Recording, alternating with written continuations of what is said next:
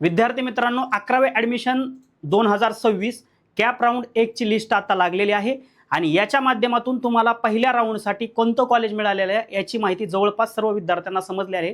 परंतु बऱ्याच विद्यार्थ्यांना अडचणी ही येत आहे की आम्हाला कॉलेज लागलं आहे परंतु ते आम्हाला बघायचं आहे, कुठं बघायचं आहे, काय प्रोसेस त्याच्यासाठी आहे, किंवा कॉलेज मिळालेलं आहे परंतु पुढे आता जाऊन आम्हाला काय प्रोसेस करायची आहे, म्हणजे डॉक्युमेंट्स कुठे अपलोड करायचे आहेत, कोणते डॉक्युमेंट कंपल्सरी अपलोड करायचे आहेत, किंवा डॉक्युमेंट्स आमचे पहिलेच आम्ही अपलोड केलेले आहेत परंतु आता ॲडमिशनला सुरुवात करायची आहे आम्हाला, तर तिथं जाऊन आम्हाला काय प्रोसेस करायची आहे, किंवा जे कॉलेज आम्हाला मिळालं आहे त्याचे अलॉटमेंट लेटर कुठून डाउनलोड करायचे आहे, सगळ्या प्रश्नांची उत्तरे तुम्हाला या व्हिडिओच्या माध्यमातून मी देणार आहे। त्यामुळे या व्हिडिओच्या माध्यमातून तुम्हाला ही माहिती समजणार आहे की ज्या विद्यार्थ्यांना कॉलेज मिळालेलं आहे त्यांना ॲडमिशन घ्यायचं असेल तर काय करायचं आहे, आणि ॲडमिशन घ्यायचं नसेल तर पाठीमागील व्हिडिओमध्ये तुम्हाला मी सांगितलं आहे आणि या व्हिडिओमध्ये सुद्धा तुम्हाला मी सांगणार आहे की कॉलेज जर तुम्हाला घ्यायचं नसेल तर काय करायचं आहे। या सगळ्या गोष्टींची माहिती तुम्हाला या व्हिडिओच्या माध्यमातून देणार आहे।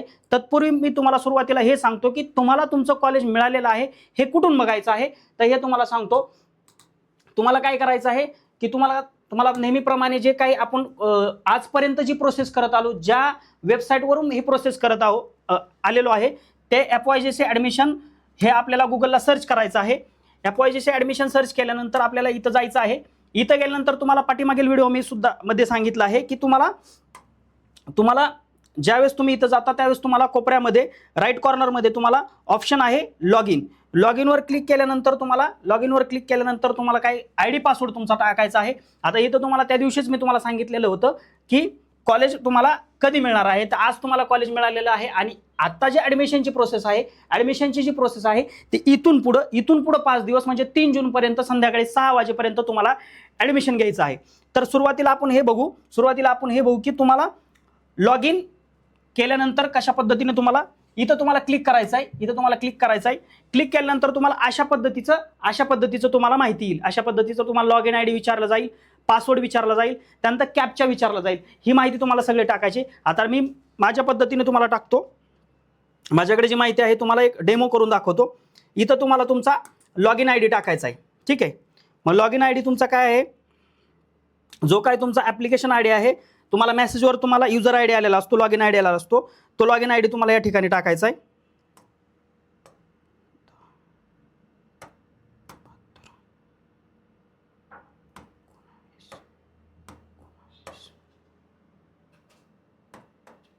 लॉगिन ID टाकून झाल्यानंतर तुम्हाला पासवर्ड टाकायचा आहे, ठीक आहे। पासवर्ड तुम्ही क्रिएट केलेला असतो। लॉगिन ID ज्यावेळेस तुम्ही रजिस्ट्रेशन करत असता त्यावेळेस तुम्ही तुमचा पासवर्ड क्रिएट केलेला असतो, तो पासवर्ड तुम्हाला या ठिकाणी टाकायचा आहे।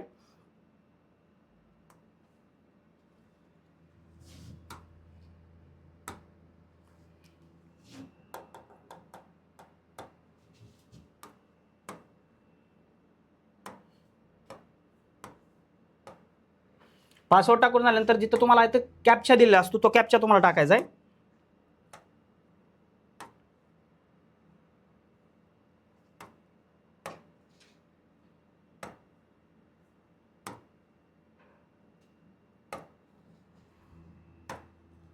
ही माहिती टाकून झाल्यानंतर तुम्हाला अशा पद्धतीचं तुमचं पेज येतं। या ठिकाणी तुमचं नाव येतं, इथं तुम्हाला सगळी माहिती दिसेल। इथं तुम्हाला सगळे पहिल्यांदा काय दिसेल, तुम्हाला ॲप्लिकेशन फॉर्म सेल्फ व्हेरिफाय, म्हणजे तुमचा ॲप्लिकेशन जो फॉर्म तुम्ही भरलेला होता तो सेल्फ व्हेरिफाय, म्हणजे तुमचा जो पार्ट 1 आहे तो व्यवस्थित लॉक झालेला होता, पार्ट 2 लॉक झालेला होता आणि म्हणूनच तुम्हाला कॉलेज मिळालं आहे। अशा पद्धतीचा तुमचा cap option form complete and locked अशा पद्धतीने जर तुम्ही इन हाऊस भरलेला असेल तर तुम्हाला इथे भरलेला येईल। आता या विद्यार्थ्यांनी भरलेला नव्हता त्यामुळे या ठिकाणी आलेलं नाही, मायनॉरिटी वगैरे असे ऑप्शन आहेत। आता सगळ्यात महत्त्वाचं तुमचं कॉलेज तुम्हाला कुठं दिसेल, ज्यावेळेस तुम्ही डॅशबोर्डवर इथं येता त्यावेळेस तुम्हाला इथं तुमच्या ॲप्लिकेशनचा फॉर्म पार्ट 1 दिसेल, कॅप ऑप्शन फॉर्म पार्ट 2 दिसेल, कोटा दिसेल, डॉक्युमेंट अपलोड करायची टाइमलाईन, इथं सगळ्यात शेवटी एक ऑप्शन दिसतोय तुम्हाला कॅप ॲडमिशन ऑप्शन दिसतोय तुम्हाला। याच्यामध्ये तुम्हाला कॅप अलॉटमेंट स्टेटस आहे, कॅप अलॉटमेंट स्टेटस तुम्हाला ऑप्शन दिसतोय। आता इथं तुम्हाला दिसेल की तुमचा इथं ॲप्लिकेशन फॉर्म नंबर दिसेल, तो व्यवस्थित बरोबर बघायचा।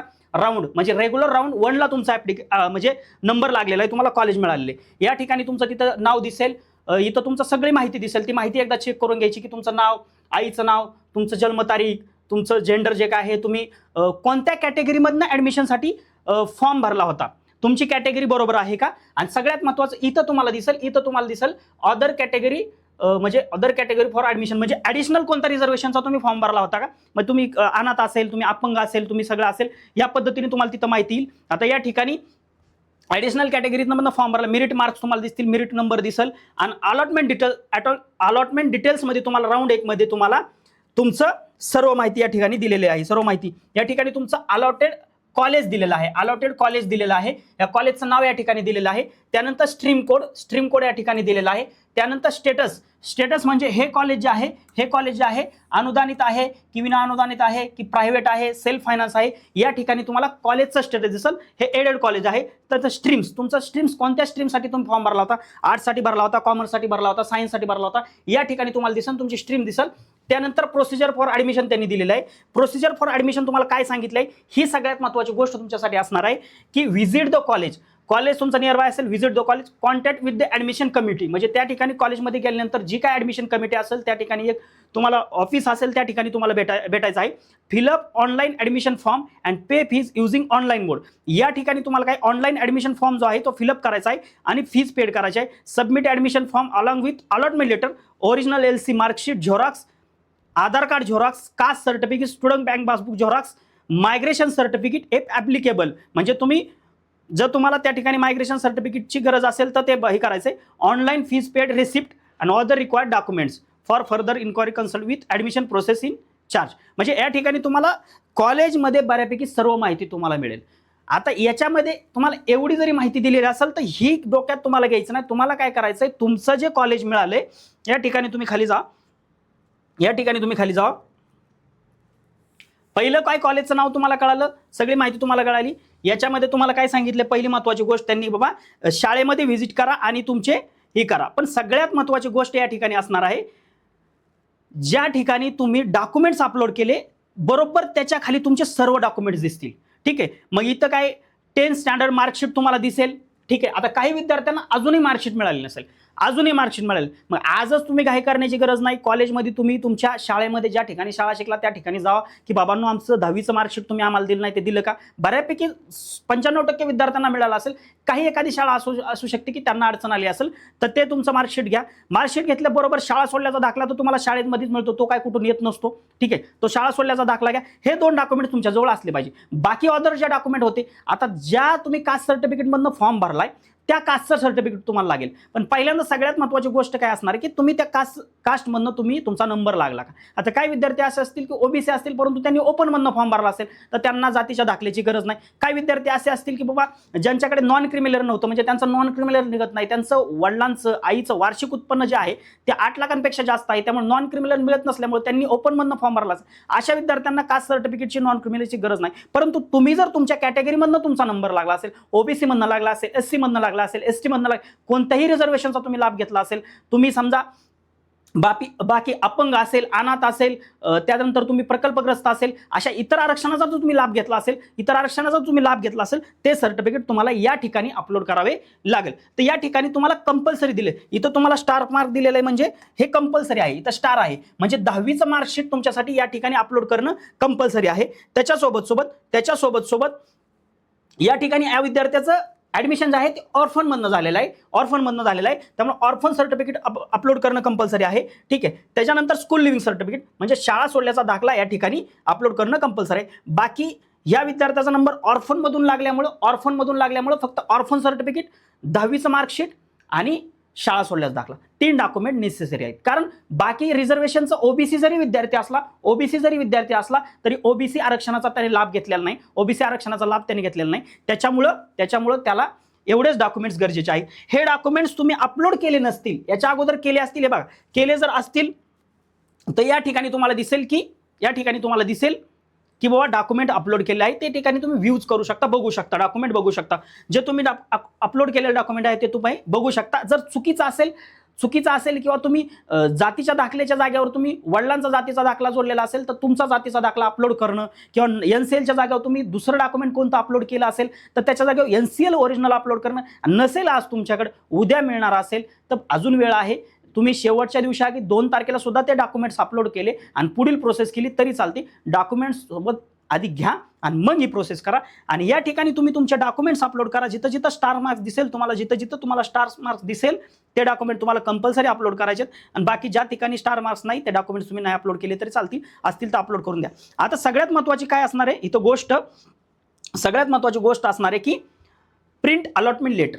म्हणजे तुम्हाला जे कॉलेज मिळाले, जे अलॉट झालेलं कॉलेज आहे त्याचं अलॉटमेंट लेटर तुम्हाला डाउनलोड करायचं आहे आणि डॉक्युमेंट सोबत हे अलॉटमेंट लेटर तुम्हाला कॉलेजमध्ये घेऊन जायचे. त्यानंतर जर तुम्हाला ॲडमिशन घ्यायचं असेल, जर तुम्हाला मिळालेल्या कॉलेजमध्ये तुम्ही समाधानी असाल, मग ते 1 नंबरचं मिळू किंवा 10 नंबरचं मिळू, ह्या मिळालेल्या कॉलेजमध्ये तुम्ही समाधानी असाल आणि तुम्हाला असं जर वाटत असेल की मला मिळालेलं कॉलेज चांगले आहे आणि मला या ठिकाणीच ॲडमिशन घ्यायचं आहे, फीज पण आहे, फीज मी पेड करू शकतो सगळ्या गोष्टी, तर तुम्हाला काय करायचं आहे, प्रोसीड फॉर ॲडमिशन करायचं आहे. म्हणजे हे डॉक्युमेंट अपलोड केल्यानंतर ज्यावेळेस तुम्ही प्रोसीड फॉर ॲडमिशन करसाल त्यावेळेस तुमची प्रोसेस पुढे चालू होईल आणि त्या ठिकाणी तुम्हाला मग कॉलेज तुमचं डॉक्युमेंट ऑनलाईन पद्धतीने चेक करेल आणि तुमचं डॉक्युमेंटची निश्चिती करेल. अशा पद्धतीने ही प्रोसेस आहे. आणि जर तुम्हाला कॉलेज आवडलं नसेल, तुम्हाला ह्या कॉलेजमध्ये मिळालेल्या कॉलेजमध्ये ॲडमिशन घ्यायचं नसेल, तुम्हाला असं वाटत असेल की कॅप राऊंड 2 मध्ये मला आणखीन चांगलं कॉलेज मिळू शकतं, मला 8 नंबरचं कॉलेज मिळाले, 5 नंबरचं कॉलेज मिळाले आणि मला 1 नंबरचं कॉलेज दुसऱ्या राऊंडमध्ये मिळू शकतं, तर अशा कंडिशनला तुम्हाला हे ठिकाणी काहीच करायचं नाही. प्रोसीड फॉर ॲडमिशन करायचं नाही, डॉक्युमेंट अपलोड करायचं नाही, काही करायचं नाही. तुम्ही आपोआप तुमचं ॲडमिशन होत नाही आणि सेकंड राऊंडसाठी तुम्ही पात्र होता. अशा पद्धतीने ही प्रोसेस असणार आहे. तुम्हाला या पद्धतीने प्रोसेस करायची आहे. तुम्हाला काय करायचंय, पहिल्यांदा काय करायचंय, पहिल्यांदा लॉग इन करायचंय. म्हणजे लॉग इन मध्ये तुमचा आयडी पासवर्ड टाकायचा आहे. आयडी पासवर्ड टाकल्यानंतर तुमचं लॉग इन होईल. लॉग इन झाल्यानंतर तुम्हाला इथं तुम्हाला शेवटचा ऑप्शन आहे कॅप ॲडमिशन मध्ये क्लिक केल्यानंतर कॅप अलॉटमेंट स्टेटसवर जायचंय.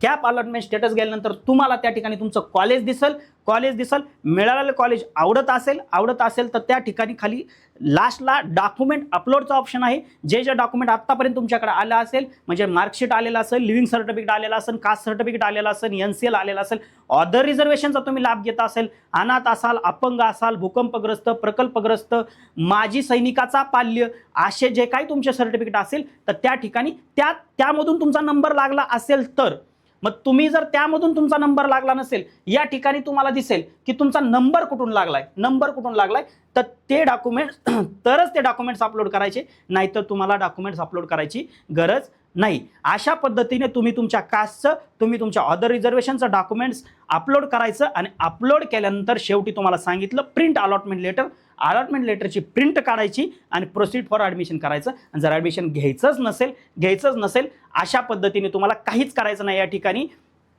अशा पद्धतीने ही ॲडमिशनची प्रोसेस असणार आहे. मग तुम्ही लॉग आउट करून घ्यायचं आणि तुम्ही मेन पेजला येता. अशा पद्धतीने ही प्रोसेस आहे. व्हिडिओ तुम्हाला सगळ्यांना समजला असेल अशी मी अपेक्षा करतो. जरी काही अडचण असेल तर कमेंट बॉक्समध्ये तुम्ही विचारा आणि तुमचं ॲडमिशन इथून पुढं 5 दिवस म्हणजे आजचा दिवस 29 तारीख, 30 तारीख, 1, 2 आणि 3 इथून पुढचे 5 दिवस तुम्हाला ॲडमिशन घेण्यासाठी मुदत असणार आहे. आणि जास्त क्रिटिकल वाटत असेल, किचकट वाटत असेल की सर ऑनलाईन कशा पद्धतीने ॲडमिशन करू, काय करू, मला काय समजत नाही, तुम्ही सांगितलं पण तरी पण माझ्या डोक्यामध्ये जाय नाही, तर अशा कंडिशनला काय करा, पाठीमागील व्हिडिओमध्ये सुद्धा मी सांगितलं सगळ्यात सोपा उपाय आहे की तुम्हाला तुमचं कॉलेज मिळाल्यानंतर ते कॉलेज साहजिकच तुमच्या 30-40 किलोमीटरच्या सर्कल रेडियसमध्ये असणार आहे. सोपं, आज 3-4 वाजता किंवा उद्या सकाळी त्या कॉलेजमध्ये जावा.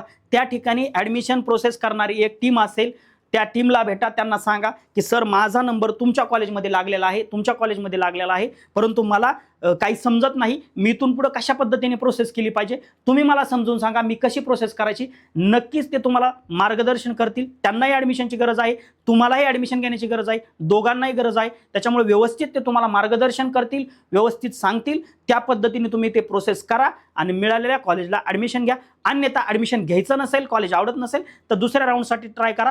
फक्त दुसऱ्या राऊंडची प्रोसेस, मग आता काही विद्यार्थ्यांचे फोन येतात, सर आम्हाला फॉर्म लॉक करता येणार, मग आम्हाला कधी समजेल, ज्यावेळेस दुसऱ्या राऊंडसाठी 5 जूनला वेळापत्रक येणार आहे.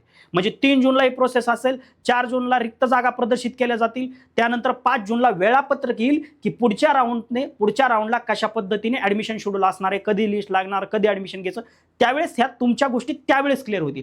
तत्पूर्वी सध्याच्या परिस्थितीत कॅप राऊंड 1ची लिस्ट लागलेली आहे आणि ज्याला ॲडमिशन घ्यायचं त्याने ॲडमिशन घ्यायचं, ज्याला ॲडमिशन घ्यायचं नाही त्यांनी सेकंड राऊंडसाठी ट्राय करायचं. आणि कट ऑफ लिस्ट चेक करायची असेल, कट ऑफ लिस्ट चेक करायचं असेल की तुमचा ज्या कॉलेजला नंबर लागला किंवा ज्या कॉलेजला नंबर लागला नाही त्या कॉलेजचा कट ऑफ नेमका किती लागला, त्या कॉलेजचा कट ऑफ नेमका किती लागला आजच्या राऊंडला. म्हणजे तुम्हाला समजा 85% तुम्हाला एखादं कॉलेज पाहिजे होतं पण मिळालं नाही, पाहिजे होतं पण मिळालं नाही, दुसरंच कॉलेज मिळालं, तर त्या कॉलेजला माझा नंबर लागू शकतो का, त्या कॉलेजला आज किती कट ऑफ लागला हे बघायचं असेल तिथं कट ऑफ लिस्ट आहे. कट ऑफ लिस्टवर क्लिक केल्यानंतर तुम्ही 26-27ची कट ऑफ लिस्ट बघू शकता.